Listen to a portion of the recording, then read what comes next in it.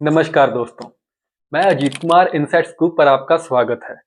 जनवरी के महीने में जब तिरंगा पूरी शान से आसमान में लहराता है, तो हर हिंदुस्तानी का सीना गर्व से चौड़ा हो जाता है। मैं बात कर रहा हूँ 26 जनवरी की। दोस्तों, 26 जनवरी महज एक तारीख नहीं है। यह गूंज है उन लाखों बलिदानों की और यह जीत है उस संकल्प की जिसने हमें अपनी नियति का मालिक बनाया।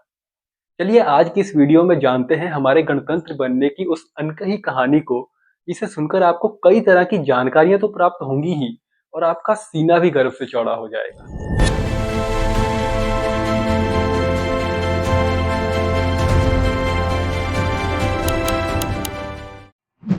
कहानी शुरू होती है 15 अगस्त 1947 से। दोस्तों, हमें आजादी तो मिल गई, पर एक आजाद मुल्क को चलाने के लिए अपने नियम, अपने कानून और अपनी एक पहचान की जरूरत होती है। उस समय Bharat government of India act 1935 के पुराने ब्रिटिश कानून से चल रहा था। हमें जरूरत थी अपने एक संविधान की। दोस्तों, संविधान बनाना कोई आसान काम नहीं था। डॉक्टर भीमराव अंबेडकर जी के नेतृत्व में बनी ड्राफ्टिंग कमेटी ने दिन रात एक कर दिया।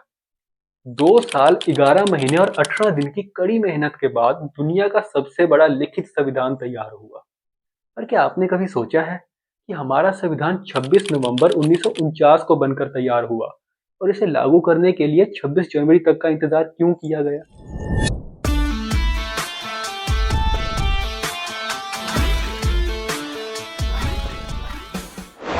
इसका जवाब हमारे स्वतंत्रता संग्राम की रणनीति और दूरदर्शिता में छुपा है। चलिए समय के पहिए को थोड़ा पीछे घुमाते हैं। कल्पना कीजिए साल 1929 की वो आखिरी रात, लाहौर की कड़ाके की ठंड, रावी नदी का किनारा और शान से लहराता तिरंगा। लेकिन वह महज एक तिरंगा नहीं था, वह गुलामी की जंजीरों को तोड़ने का ऐलान था। यह वह समय था जब कांग्रेस का लाहौर अधिवेशन समाप्त हो रहा था।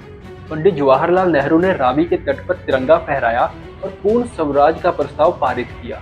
यह एक तरह की घोषणा थी कि अब हमें आज़ादी से कम कुछ भी मंजूर नहीं। झंडा फहराने के बाद हमारे नेताओं को एक ऐसी तारीख की जरूरत थी जिस दिन हमारे देश के सभी वासी एक साथ मिलकर आज़ादी की शपथ ले सके।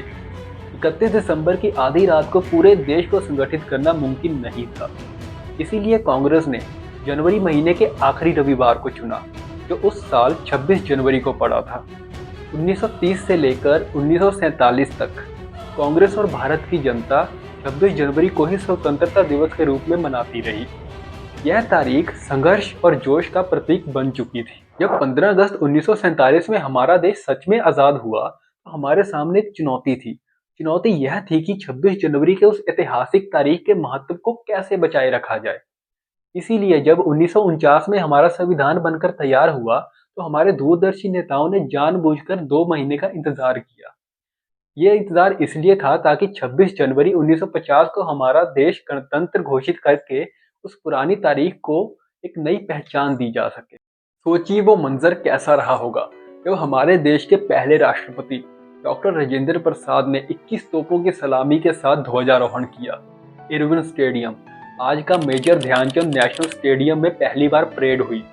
वो आज़ाद भारत की पहली सुबह थी, जहाँ कानून किसी राजा का नहीं बल्कि हम भारत के लोगों का था, हमारे संविधान का था। आज जब भी हम कर्तव्य पथ पर टैंकों की कड़कड़ाहट और अपनी सेना की जाबाजी देखते हैं, तो वह हमें याद दिलाते हैं कि हमारी सीमाएं सुरक्षित हाथों में है। हमारी झांकियां हमें दिखाती हैं कि हम कितने अलग हैं, पर फिर भी एक हैं। दोस्तों, गणतंत्र होने का मतलब सिर्फ वोट देना नहीं है, अपनी जिम्मेदारियों को समझना है। आज हम जहां भी हैं उन महान क्रांतिकारियों की वजह से हैं, जिन्होंने गोलियां खाई ताकि हम चैन की सांस ले सके। 26 जनवरी का दिन उन शहीदों को नमन करने का दिन है, जिन्होंने इस मिट्टी को अपने खून से सींचा है। आइए आज हम सब मिलकर ये कसम खाएं कि हम अपने देश के संविधान का सम्मान करेंगे और इस देश की अखंडता को बनाए रखेंगे।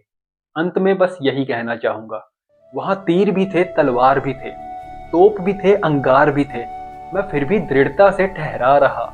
ये देन है उन लाखों बलिदानों की, जो ये तिरंगा है शान से लहरा रहा।